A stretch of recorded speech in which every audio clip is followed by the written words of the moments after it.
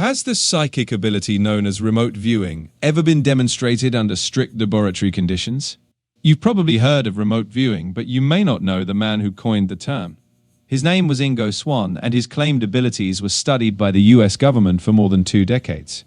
Before Ingo Swann became known for remote viewing, a physicist at Stanford Research Institute, Harold Puthoff, asked him to try to affect a heavily shielded superconducting instrument using only his mind. According to Puthoff, when Swann concentrated on it, the device's readings changed. That experiment led to further testing of Swann's abilities, including what became known as remote viewing. In these experiments, another participant traveled to a secret outdoor location, like a park or bridge, while Swann remained behind and attempted to describe it using only his psychic ability.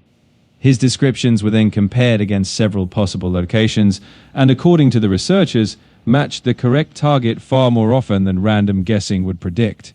One of Swann's most famous sessions came in 1973, years before a spacecraft reached Jupiter, when he attempted to remotely perceive the planet. He described intense atmospheric activity, unusual electrical phenomena, and even what appeared to be a ring surrounding the planet.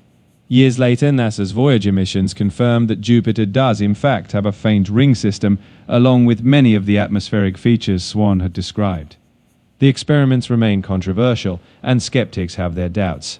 However, one question is hard to ignore. Why did multiple intelligence agencies continue funding the research for more than 20 years? Whatever the explanation, one fact is beyond dispute.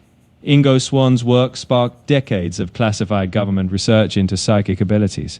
How the evidence is interpreted varies from person to person, but the evidence itself remains remarkable.